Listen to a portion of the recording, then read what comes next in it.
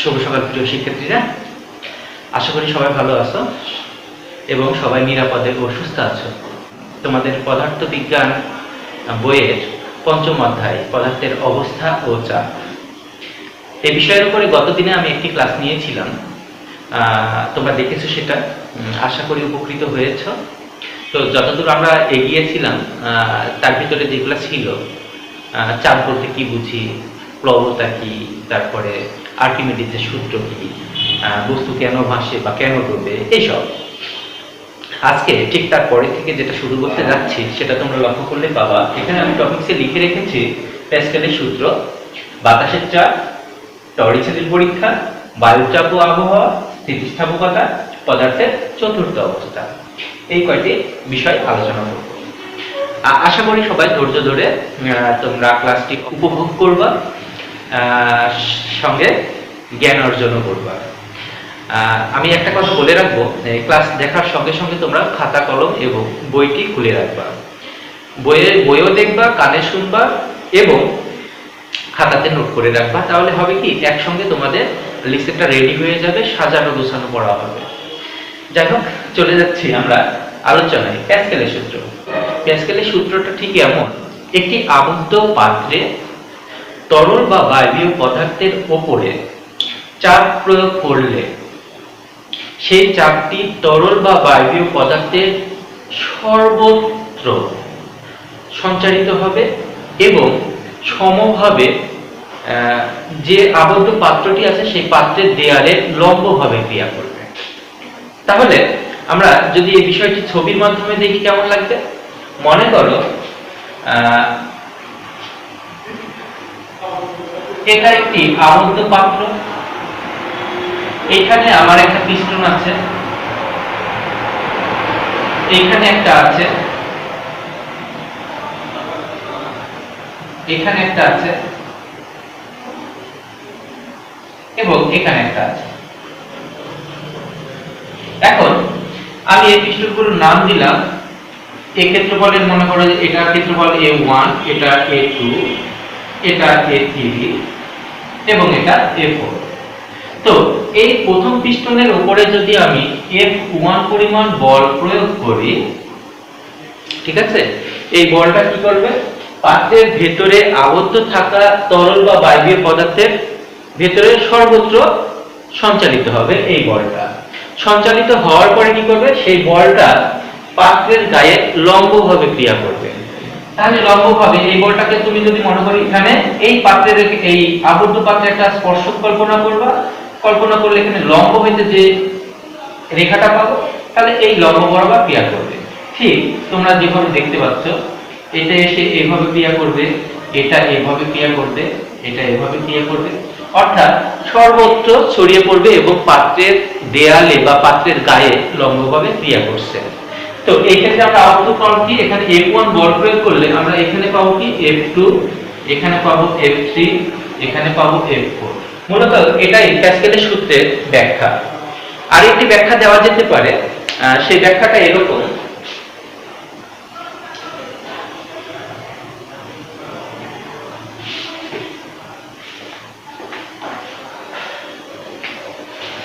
মনে করো একটি আবদ্ধ জায়গা বা আবদ্ধ সিস্টেমের প্রথম নলে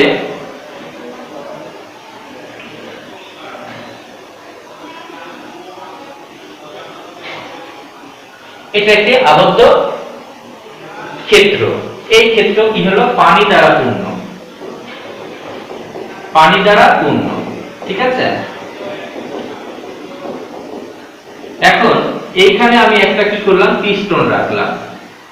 এখানে একটা পিস্টন রাখলাম, যে পিস্টনের ক্ষেত্রফল A। তাহলে এটা প্রথম আমি A1 দিলাম এবং ঠিক এইখানে ওইরকম একটা পিস্টন আছে, এটা হলো A2। তোমরা ছবিতে দেখতে পাচ্ছ নিশ্চয়ই যে এটা আকারে ছোট, এটা আকারে অনেক বড়। তো এই পিস্টনে যদি আমরা F1 বল প্রয়োগ করি, তাহলে এই বলটা পানির ভেতরে বা এই তরলের ভেতরে সর্বত্র ছড়িয়ে পড়বে এবং ঘুরে গিয়ে কি করবে? এইভাবে গিয়ে সে এই পিস্টনে এই বলটা প্রয়োগ করবে। এই বলটা যখন ঊর্ধ্বমুখীভাবে প্রয়োগ করবে, আমরা তখন এইখানে যে বলটা অনুভব করব সেটা হলো F2 বা এটা F2 আমরা পাবো। এটাই হলো প্যাসকেলের সূত্রের ব্যাখ্যা। এখান থেকে আমরা যেটা দেখতে পাই, চাপের সূত্র হিসেবে আমরা কি জানি? আমরা জানি চাপ সমান কি F ভাগ A, তাই তো? তাহলে প্রথম ক্ষেত্রে আমরা যখন চাপ প্রয়োগ করলাম এই A1 পিস্টনের উপরে F1, সেক্ষেত্রে আমরা লিখতে পারি F1 ভাগ A1, তাই না? তো ঠিক একই ভাবে এইখানে আমরা লিখতে পারি কি, এইখানেও লিখতে পারি এইভাবে যে P ইকুয়াল F2 ভাগ A2। এখন এই P এর মান যদি আমরা এইখানে বসিয়ে দেই, যেহেতু P আর P সমান, দুটোই তো চাপ, P আর P সমান, তাহলে আমরা দেখো লিখতে পাচ্ছি কি F1 A1 equal F2 A2। এখন এই যে এখানে আমরা যে বলটা প্রয়োগ করলাম, এইখানে কি পরিমাণ বল পাবো সেটা যদি ক্যালকুলেশন করতে চাই, তাহলে আমরা এইরকম ইকুয়েশন পাবো। দেখো F2 ইকুয়াল F1 A2 ভাগ A1, ঠিক আছে না? F1 A2 F2 A1 যদি, হ্যাঁ ঠিক আছে। এই যে আমরা ইকুয়েশনটা পেলাম, এই ইকুয়েশনটা থেকে যদি একটা জিনিস লক্ষ্য করো, যদি কোনো ভাবে এই যে A2 এবং A1 অর্থাৎ এই যে পিস্টনের ক্ষেত্রফল, এই পিস্টনের ক্ষেত্রফলের অনুপাত যদি 5 হয়, অনুপাত যদি 5 হয়, তাহলে আমরা এখানে যে বল প্রয়োগ করব তার 5 গুণ বল এখানে পাবো, অর্থাৎ 5 গুণে বৃদ্ধি করতে পারছি।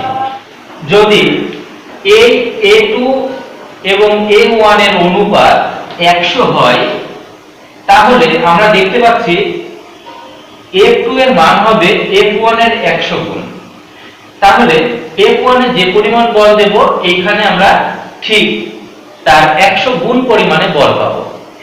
এই কারণে প্যাসকেলের এই সূত্রটিকে বলা হয় বল বৃদ্ধিকরণ নীতি। কি বলা হয়? বল বৃদ্ধিকরণ নীতি। তবে আমরা এইখানে যে শক্তিটা দিচ্ছি, এই শক্তি কিন্তু কখনো বাড়ছে না, শক্তি থাকছে। আমি যে পরিমাণ শক্তি দেব সেই পরিমাণে শক্তি থাকছে। আশা করি তোমরা এই বল বৃদ্ধিকরণ নীতি বা প্যাসকেলের সূত্রটি বুঝতে পেরেছো। এই সূত্রটি তোমাদের মনে রাখতে হবে, কারণ আমাদের যে গাণিতিক সমস্যাগুলো আমরা পেয়ে থাকি প্রত্যেকটি সৃজনশীলের সঙ্গে গ এবং ঘতে, তো সেই গাণিতিক সমস্যাগুলো সমাধান করতে গেলে এই সূত্রগুলা কাজে লাগবে। এজন্য এটা মনে রাখা বাধ্যতামূলক। এবার আমরা যেতে চাই বাতাসের চাপ। বাতাসের চাপ কি? বাতাস তো বাতাসই, তাই না? বাতাস আছে, আমরা চলছি ফিরছি, অক্সিজেন নিচ্ছি, দিব্যি ভালো আছি। তো বাতাসের আবার চাপ হয় নাকি? হ্যাঁ, বাতাসেরও চাপ হয়। বাতাসের চাপ যদি না থাকতো তাহলে কি হতো? আমরা বাঁচতাম না, আমরা বিস্ফোরিত হয়ে ফেটে যেতাম। যেমন একটি বেলুনকে যখন আমরা ফুঁ দিতে থাকি, যখন ফুলতে ফুলতে ফুলতে অনেক বড় হয়ে যায়, আরো বাতাস যখন দেয় তখন সে কি হয়? ফেটে যায়, তাই না? ঠিক ওই রকম করে আমরাও ফেটে যেতাম যদি বায়ুমণ্ডলের বা বাতাসের এই চাপটা না থাকতো। এই চাপটা এরকম যে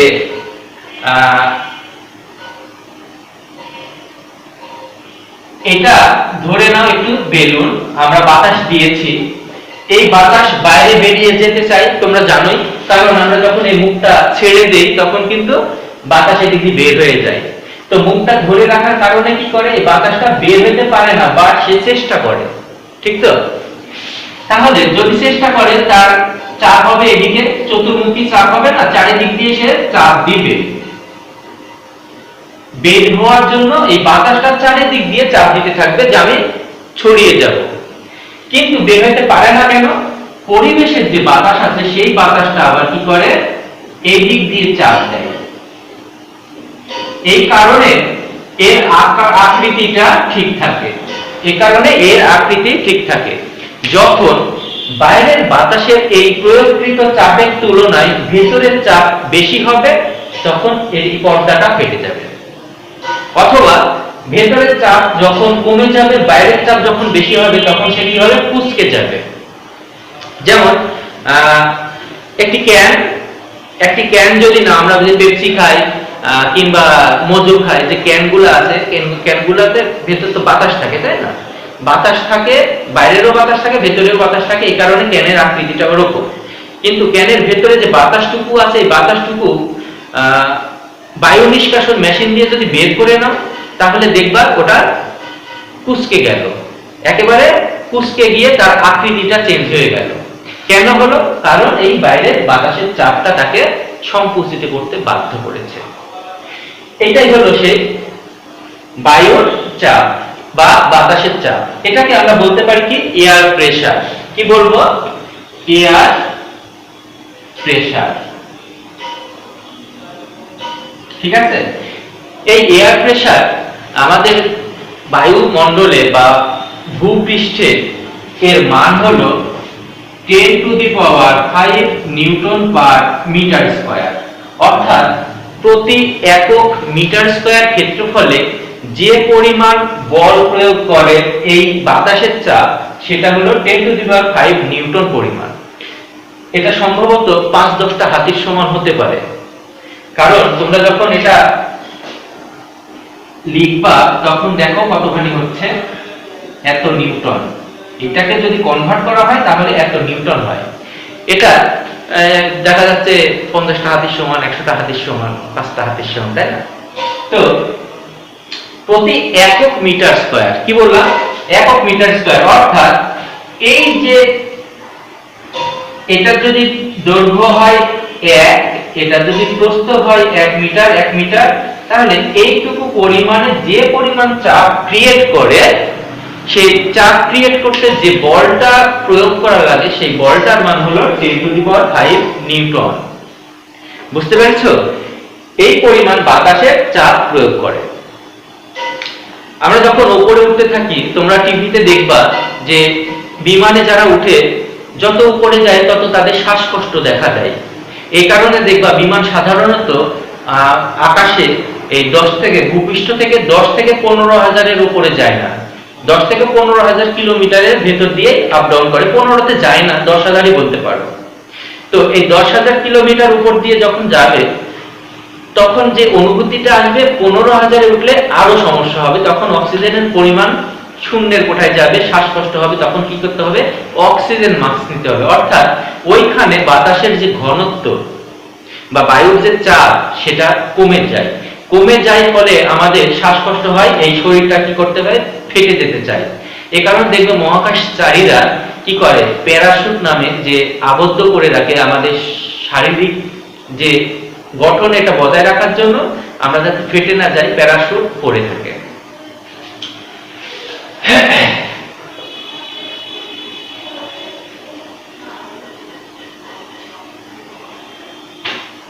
বাতাসের চাপে আরো কিছু এক্সাম্পল আছে, তোমরা বইয়ে হয়তো বা পড়বা যে পর্বতে রান্না করা সুবিধাজনক কেন। পর্বতে রান্না করা সুবিধাজনক এই কারণে যে ওখানে বায়ুর চাপটা কম, এই জন্য পানি ফুটার জন্য 100 ডিগ্রি তাপমাত্রা লাগে না, অল্পতেই পানি ফুটা শুরু করে দেয়। কিন্তু আমাদের এখানে বেশি লাগে। আরো কিছু উদাহরণ আছে, এই যে বাতাসের চাপ বলতেছি, তো আরো কিছু উদাহরণ আছে সমুদ্র স্তরে।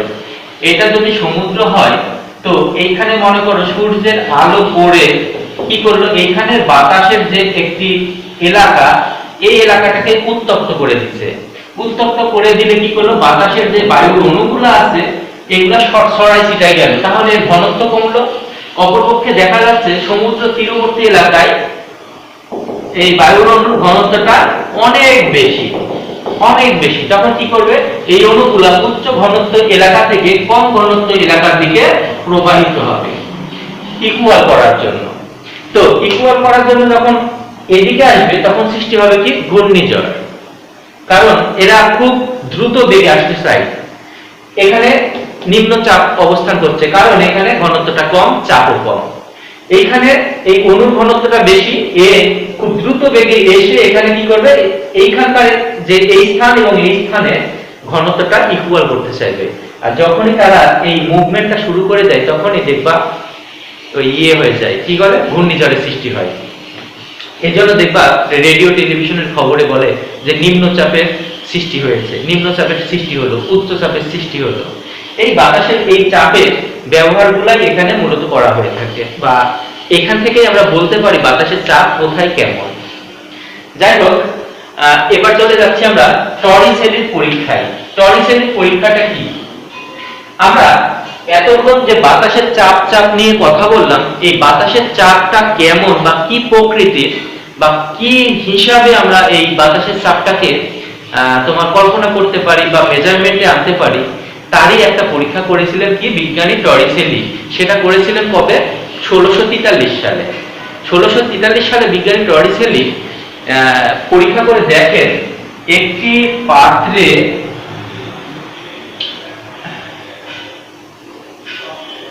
কিছু পারদ রাখলেন। কি রাখলেন? পারদ। এইখানে পারদ রাখলেন। পারদ রাখার কারণটা বলছি। পারদ কেন রাখলেন? পারদের পরিবর্তে তো অন্য কিছু রাখতে পারতো। পারদ আমাদের এই পৃথিবীতে তরল পদার্থের ভিতরে সবচেয়ে বেশি ঘনত্ব পূর্ণ তরল পদার্থ। পারদের ঘনত্বটা সবচেয়ে বেশি, এ কারণে পারদ নিয়ে পরীক্ষা করেছিলেন। এবং এই যে পাত্রের ভিতর পারদ রাখলো, এই পাত্রের ভিতর কি করলো, একটা টেস্ট টিউব, আমরা জানি টেস্ট টিউব এরকম, তাই না? এই টেস্ট টিউবটাকে কি হলো, এই রকম এই মুখটাকে উল্টা দিক দিয়ে দিল। এই মুখটাকে উল্টো করে দিল, দিয়ে কিছুক্ষণ রাখলো। আর কিছুক্ষণ রাখার পরে দেখলো এই টেস্ট টিউবটার হাইট তোমার 100 সেন্টিমিটার। কত? 100 সেন্টিমিটারের। ঠিক আছে? এই 100 সেন্টিমিটারের এই টেস্ট টিউবটা কি করলো, এই পারদের ভিতরে উল্টিয়ে দিল। কিছুক্ষণ পরে এসে উনি লক্ষ্য করলেন যে এই পারদ ধীরে ধীরে ধীরে কি করলো, উঠে উঠে এত দূর আসছে। যত দূর আসছে সেই মানটা হলো 76 সেন্টিমিটার, 76 সেন্টিমিটার। তো তখন তিনি সিদ্ধান্ত নিলেন, এই যে আমাদের বাইরের মানে কাজ ছাড়া আমরা মুখ দিয়ে মানে উঠাই নিই নাই, মুখের বাতাসের সাহায্যে টেনে নিই নাই, বা পারদের ভেতরে মুখটা উল্টা ছিল। কিভাবে গেল? এইটা গেল এই কারণে, এই যে এই মুখটা, পাত্রের এই মুখ তো খোলা, এই মুখের এদিক দিয়ে কি করছে, বাতাস চাপ প্রয়োগ করছে। বাতাস চাপ প্রয়োগ করে, বা বায়ুর চাপ, যেটা এতক্ষণ যেটা নিয়ে পড়লাম, এই চাপের কারণে এই পারদ কি করলো, এই টেস্ট টিউব বেয়ে উপরের দিকে উঠতে শুরু করেছে। একসময় তিনি লক্ষ্য করলেন এই 76 সেন্টিমিটারের উপরে আর যাচ্ছে না, 76 সেন্টিমিটারের উপরে আর যাচ্ছে না। তখন তিনি কি করলেন, এই যে বায়ুর চাপের 76 সেন্টিমিটার হাইট দেখলেন, এই 76 সেন্টিমিটারটাকে বললো কি 1 অ্যাটমসফিয়ার। তো তোমরা শুনেছো হয়তো বিভিন্ন খবরে যে বাতাসের বায়ুর চাপ এত অ্যাটমসফিয়ার। এই বাতাসের কি করে, ঘূর্ণিঝড়ের সময় বায়ুর চাপ ছিল এত অ্যাটমসফিয়ার, বলে না? ঠিক এইটা থেকে সেই মাপটা আসছে। তাহলে 76 সেন্টিমিটার এই চাপের কারণে যে 76 সেন্টিমিটার পর্যন্ত পারদ স্তম্ভ হলো, এই স্তম্ভটাকে বলছে কি 1 অ্যাটমসফিয়ার চাপ। বা এই যে মাঝখানে যে ফাঁকা স্থানটা থাকলো, এই যে এইটুকু যে ফাঁকা থাকলো 24 সেন্টিমিটার, এই অংশটাকে বলা হচ্ছে কি টরিসেলের শূন্যস্থান। কি বললো? টরিসেলের শূন্যস্থান। তো বাতাসের চাপ নির্ণয়কারী পরীক্ষাই হলো টরিসেলের শূন্যস্থান, টরিসেলের পরীক্ষা। বিশেষ কিছু না, আর খুবই সহজ বিষয়। তোমরা যদি বইয়েও একবার দেখে নাও, এটা ইজিলি বুঝতে পারবা। এবার আমরা যাচ্ছি বায়ুচাপ ও আবহাওয়া। বায়ুচাপ ও আবহাওয়া নিয়ে তো আর বলার কিছু নাই, একবার তো বলেই দিলাম যে সমুদ্রে নিম্নচাপ এবং উচ্চচাপ কিভাবে তৈরি হয় বাতাসের চাপের কারণে। তো সে দৃষ্টি থেকে আমরা বলতে পারি বায়ুর চাপের সঙ্গে আবহাওয়ার নিবিড় সম্পর্ক আছে। নিবিড় সম্পর্ক আছে বলেই যে দেখো যে এই নিম্নচাপের সৃষ্টি হচ্ছে, উচ্চচাপের সৃষ্টি হচ্ছে, ঘূর্ণিঝড়ের সৃষ্টি হচ্ছে। ঘূর্ণিঝড় আবার কি করলো, আমাদের ওই এলাকার আবহাওয়াটাকেই বদলে দিল। ওই এলাকার আবহাওয়াটাকে বদলে দেওয়া মানে কি জনজীবনের আবার কিছু দুর্দশা নেমে আসলো, তাহলে বুঝতে পারছো বাতাসের চাপটা কত ইফেক্টিভ আমাদের জন্য। আশা করি তোমরা এটা মানে ইজিলি বুঝতে পারছো, কারণ এই বায়ুচাপের ক্ষেত্রেই আমি এই বায়ুচাপ ও আবহাওয়া রিলেটেড যে কথাটা থাকে সমুদ্রে সৃষ্ট নিম্নচাপ ও উচ্চচাপ সেটা আলোচনা করে ফেলেছি। এবার দেখো স্থিতিস্থাপকতা। স্থিতিস্থাপকতাতে ইংরেজিতে বলা হচ্ছে কি এলাস্টিসিটি। এলাস্টিসিটি এটা তোমরা দেখেছো এবং ব্যবহারও করেছো, কিন্তু জানি না যে কেন এতে ইলাস্টিসিটি বলা হয়। আমরা অনেক সময় দেখবা তোমরা যারা ছোটবেলায় রাবারের প্যান্ট ব্যবহার করেছো, যারা মেয়েরা আছো পাজামাতে অনেক সময় দেখা যাচ্ছে রাবার জাতীয় একটা টানলে বড় হয় আবার ছেড়ে দিলে ছোট চলে আসে, এটাকে আমরা বলি কি এলাস্টিক। আসলে এলাস্টিক কেন বলা হচ্ছে, এলাস্টিসিটির যে ধর্মটা ওই পদার্থের ভিতরে আছে এই কারণে বলা হচ্ছে কি ওটাকে এলাস্টিক। ঠিক আছে, তাহলে এলাস্টিসিটির ইয়েটা কি হবে, বৈশিষ্ট্যটা কি হবে? এলাস্টিসিটি বা স্থিতিস্থাপকতার বৈশিষ্ট্য হবে এমন যে বস্তুকে বল প্রয়োগ করার পরে সে আবারও পূর্বের অবস্থায় ফিরে যেতে চায়। বল প্রয়োগ করে তার আকার আকৃতির পরিবর্তন করার পরেও যখন বলটাকে অপসারণ করব তখন সেই বস্তুটি আবার পূর্বের অবস্থায় ফিরে যেতে চায়। বস্তুর এই পূর্বের অবস্থায় ফিরে যাওয়ার যে ধর্মটা, এই ধর্মটাকে বলা হচ্ছে স্থিতিস্থাপকতা। বুঝতে পেরেছ? যেমন আমরা বিভিন্ন সময় রাবার ইউজ করি, অনেকগুলো পেন একসঙ্গে নিয়ে কি করলাম, রাবার দিয়ে বেঁধে রাখলাম। এই রাবারটা এরকম গোল সাইজের, তাই না? মনে করো এই একটা রাবার, এখন এই রাবার এইখানে একটা আলপিনের সঙ্গে বেঁধে দিলাম, আলপিনের সঙ্গে যুক্ত করে দিলাম, তাই না? এই আলপিনের সঙ্গে যুক্ত করে দিয়ে যদি এখান থেকে আমরা একটা আঙুল অথবা একটি হুক দিয়ে এর পরিমাণ বল প্রয়োগ করি, তাহলে কি হবে, এই রাবারটি তখন এইরকম হবে, তাই না? ছিল গোল, বল প্রয়োগ করার পরে লম্বা হয়ে বড় হয়ে যাচ্ছে। এই বলটা যখন আমি কি করব, উঠিয়ে নেব বা অপসারণ করব, তখন এই রাবারটি আবার আগের অবস্থানে ফিরে আসবে এবং যে আগের অবস্থানে ফিরে আসতে যাচ্ছে যে ধর্মের কারণে, সেই ধর্মটাকে মূলত বলা হচ্ছে কি স্থিতিস্থাপকতা। এবং এই পদার্থটিকে বলা হচ্ছে কি স্থিতিস্থাপক পদার্থ। স্থিতিস্থাপকতা হলো ধর্ম, এবং যে সকল পদার্থের ভেতরে ওই ধর্মগুলো অবস্থান করে বা ওই বৈশিষ্ট্যগুলো আছে সেই সকল পদার্থকে বলা হবে কি স্থিতিস্থাপক পদার্থ। আশা করি খুবই সহজ, তোমাদের এটা ভালো লেগেছে বা ভালো লাগারই কথা। বইয়ে দেখে নিও। আমি তো প্রতিটা ক্লাসে প্রতিটা কথার শেষে একবার করে বলি তোমরা বই দেখো, তোমরা চর্চা করো, তোমরা অনুশীলনীতে থাকো, অভ্যস্ত হও। তো আমি আসলে একা একা বলে তো হবে না, তোমাদেরকেও কাজ করতে হবে। তাহলে স্থিতিস্থাপকতা বললাম, বুঝলাম, স্থিতিস্থাপক পদার্থগুলো কোনগুলা সেটাও বুঝলাম, এর ধর্ম কি সেটাও বুঝলাম, পূর্বের অবস্থায় ফিরে আসতে চাবে যতই তার আকার আকৃতির পরিবর্তন হোক। এখানে কি কি ঘটনা ঘটলো, বল প্রয়োগ হলো, তার আকার আকৃতির পরিবর্তন হলো, বলকে অপসারণ করলাম, সে আবার পূর্বের অবস্থায় আসলো। তাহলে এখান থেকে কিন্তু আমরা একটা সংজ্ঞা দাঁড় করাতে পারি, কোন পদার্থে বল প্রয়োগ করার ফলে যদি ওই পদার্থটির আকার বা আকৃতির পরিবর্তন ঘটে এবং বলকে অপসারণ করার ফলে যদি পদার্থটি আবার পূর্বের অবস্থায় যায়, তাহলে সেই পদার্থটিকে বলবো কি স্থিতিস্থাপক পদার্থ। এবং যে ধর্মের কারণে এই পদার্থটি আগের অবস্থায় ফিরে আসলো তাকে বলবো কি স্থিতিস্থাপকতা। ঠিক আছে, এবার স্থিতিস্থাপকতার সঙ্গে আমি এখানে দেখো লিখে রেখেছি দুটো নাম, একটা হলো বিকৃতি এবং একটা পীড়ন। এই পীড়ন এবং বিকৃতি কি? পীড়ন এবং বিকৃতি স্থিতিস্থাপকতার সঙ্গে সম্পর্কিত দুটো অবস্থা। এই পীড়ন এবং বিকৃতি স্থিতিস্থাপকতা থেকেই উদ্ভূত। তাহলে পীড়ন সম্পর্কে জানি, এই যে আমরা মনে করো একটি যে কোনো একটি পদার্থ এই দৈর্ঘ্যের, তাহলে এই দৈর্ঘ্যটাকে আমরা আদি দৈর্ঘ্য বলতে পারি। আদি দৈর্ঘ্যকে আমরা এল দিয়ে প্রকাশ করি। আদি দৈর্ঘ্য মানে কি নট, শূন্য অবস্থায়, অর্থাৎ আদি অবস্থায় তার দৈর্ঘ্য ছিল এরকম এখন এই পদার্থটির উপরে যদি আমরা এইখানে এর পরিমাণ বল এই দিকে ক্রিয়া করে বা টানতে থাকে, তাহলে এই বস্তুটির এই দৈর্ঘ্য বৃদ্ধি পেয়ে এত দূরে আসলো। আগে ছিল এত দূর, তাহলে দৈর্ঘ্য বৃদ্ধি হলো কতখানি? এতখানি। টোটাল এই দৈর্ঘ্যটাকে আমরা বলছি কি এল দিয়ে প্রকাশ করলাম।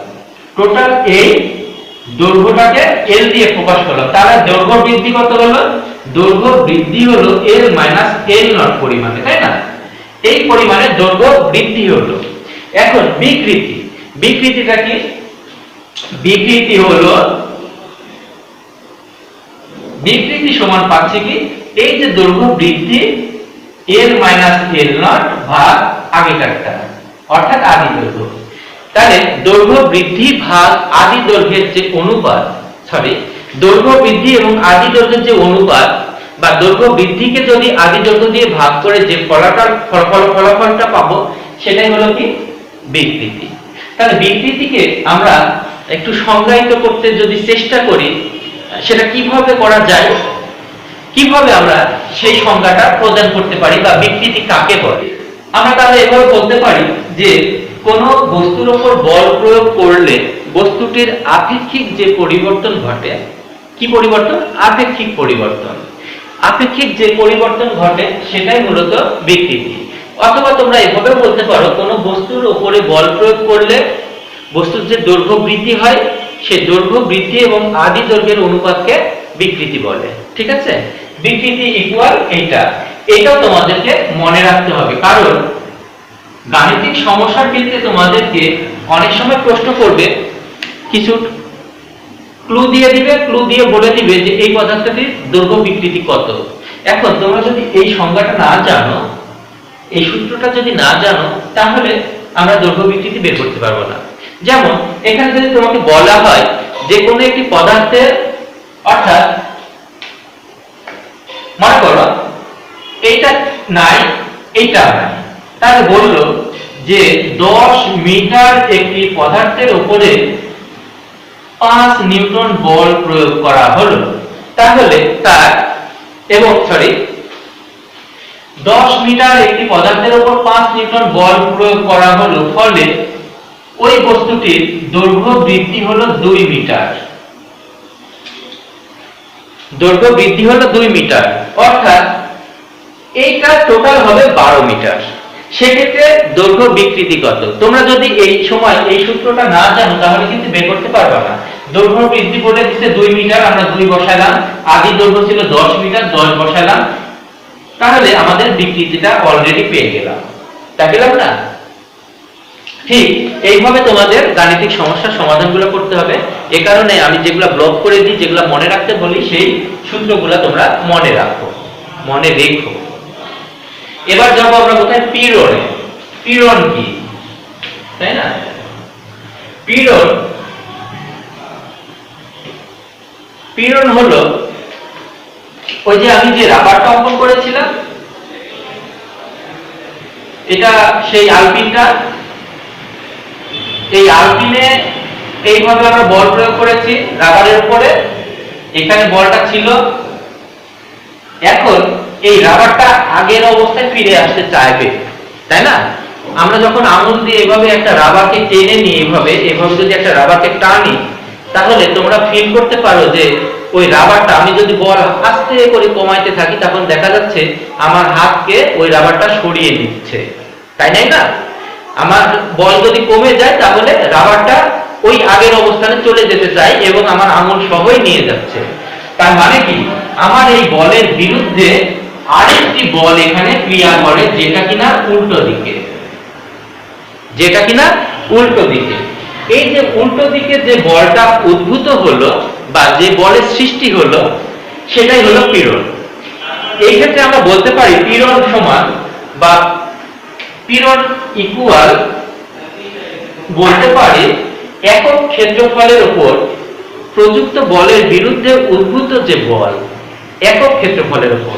এখন এই রাবারটির দৈর্ঘ্য যদি এটা একক মিটার হয়, তাহলে একক মিটার স্কয়ার, এই একক ক্ষেত্রফলে আমরা যে বলটা প্রয়োগ করেছিলাম সেই বলের বিরুদ্ধে যে উদ্ভূত বল হলো সেটাই হবে পীড়ন।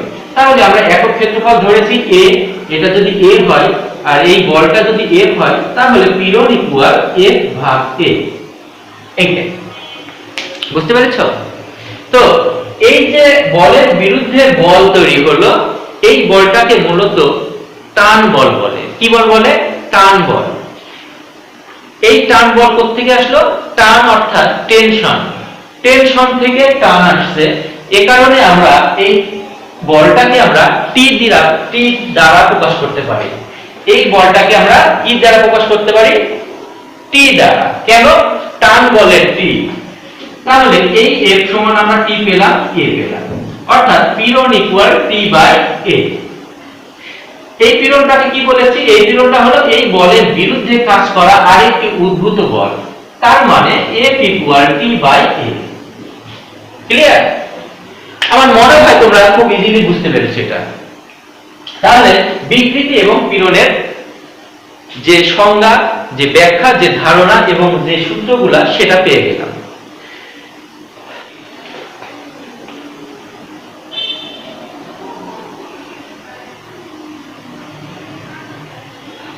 এই স্থিতিস্থাপক পদার্থের সঙ্গে আরো একটি বিষয় জড়িত আছে। এই বিষয়টি আমার এখানে টপিকসে নিয়ে আসা হয় নাই। এটা হলো হুকের সূত্র। কিসের সূত্র? হুকের সূত্র। স্থিতিস্থাপকতা তো, এই কারণে এর ভিতরে সবকিছু ইনক্লুড হয়ে যাচ্ছে আলটিমেটলি। তো হুকের সূত্রটা কি রকম? হুকের সূত্র হলো স্থিতিস্থাপক সীমার ভিতরে বিকৃতি এবং পীড়ন কি হবে? সমান হবে। এইটা যদি ওই আলপিন হয় এবং এটা যদি রাবার হয়, এই রাবারটাকে আমরা আঙুল দিয়ে এভাবে টানতে টানতে এক সময় দেখব সে আর বৃদ্ধি পাচ্ছে না, লাস্ট সীমায় চলে গেছে। যদি বল আমি আরো বৃদ্ধি করি তাহলে রাবারটা ছিঁড়ে যাবে। যে অবস্থায় গিয়ে রাবারটা আর বৃদ্ধি পাবে না এবং পরে আরেকটু বল বৃদ্ধি করলেই রাবারটি ছিঁড়ে যাবে, ঠিক সেই জায়গায় ওটাকে বলা হবে কি? স্থিতিস্থাপক সীমা। তাহলে মনে করো এই রাবারটিকে আমরা এতদূর টানার পরে দেখছি রাবারটি আর বৃদ্ধি পাচ্ছে না, এইটাই হলো তার স্থিতিস্থাপক সীমা। এখন বিজ্ঞানী হুক বলছেন কি? রবার্ট হুক বলছে স্থিতিস্থাপক সীমার ভেতরে, স্থিতিস্থাপক সীমার ভেতরে উদ্ভূত যে পীড়ন বা টান বলটা আসে, এই পীড়ন হবে কি? বিকৃতির সমানুপাতিক। আরেকবার বলি হুকের সূত্রটি, স্থিতিস্থাপক সীমার ভেতরে পীড়ন বিকৃতির সমানুপাতিক। এইটাকে যদি আমরা এখন এই কিছু করতে চাই তাহলে পীড়ন সমান আমরা লিখতে পারি, পীড়ন সমান, এটা হলো স্থিতিস্থাপক ধ্রুবক, স্থিতিস্থাপক ধ্রুবক গুণ বিকৃতি। কারণ তোমরা জানো এই ধ্রুবককে তুলে দিতে হলে আমার একটা ধ্রুবক লাগে, এই সমানুপাতিক চিহ্নটাকে তুলে দিতে হলে একটা ধ্রুবক লাগে, তাই না? এই স্থিতিস্থাপক ধ্রুবকটাকে বলা হয় ইয়ং এর ধ্রুবক, ইয়ং এর গুণাঙ্ক। একে ইয়ং এর মডুলাসও বলে, মডুলাস, ইয়ং এর মডুলাসও বলে। তো সেই ক্ষেত্রে আমরা পীড়ন কি পেয়েছিলাম? পীড়ন পেয়েছিলাম দেখো টি ভাগ এ, বিকৃতি কি পেয়েছিলাম? ইয়ং এর স্থিতিস্থাপক ধ্রুবক বা গুণাঙ্ককে আমরা ওয়াই দিলাম, এবং এই বিকৃতি হিসাবে কি পেয়েছিলাম? বিকৃতি পেয়েছিলাম কি? দৈর্ঘ্য বৃদ্ধি মানে এল নট, এই এল মাইনাস এল নট এ বাই এল নট, এটা বিকৃতি পেয়েছিলাম, এটা পীড়ন পেয়েছিলাম, এবং এটা স্থিতিস্থাপক ধ্রুবক বা ইয়ং এর গুণাঙ্ক, ইয়ং এর মডুলাস ওয়াই। তাহলে ইয়ং এর ধ্রুবক গুণ বিকৃতি ইকুয়াল পীড়ন, এটা হলো একটা সূত্র, এটাও মনে রাখতে হবে। এখন তোমরা মনে মনে বকা দাও যে স্যার আবার একটা একটা করতে করতে কতগুলা সূত্র দিল, তাই না? এগুলো খুব সহজ বিষয়, তোমরা যদি মন দিয়ে পড়ো তাহলে আর এগুলো মনে রাখার দরকার হবে না, স্বয়ংক্রিয়ভাবে তোমাদের মাথায় থাকবে। এবার যাব পদার্থের চতুর্থ অবস্থা। পদার্থের চতুর্থ অবস্থা বা কি? আমরা এতদিনে জেনে এসেছি পদার্থ তিনটি অবস্থায় বিরাজ করে। কি কি অবস্থায়? কঠিন অবস্থা, তরল অবস্থা এবং বায়বীয় অবস্থা। এই তিনটি অবস্থা ছাড়াও পদার্থ আরো একটি অবস্থায় অবস্থিত হয় বা অবস্থান করে, সেই অবস্থাটির নাম হলো প্লাজমা অবস্থা। প্লাজমা অবস্থা। এই প্লাজমা অবস্থা কখন হয়?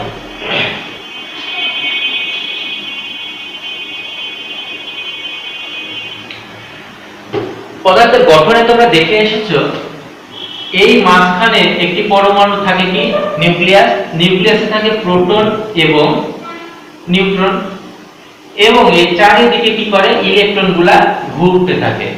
ইলেকট্রনের চার্জ নেগেটিভ, প্রোটনের চার্জ পজিটিভ, তাই না?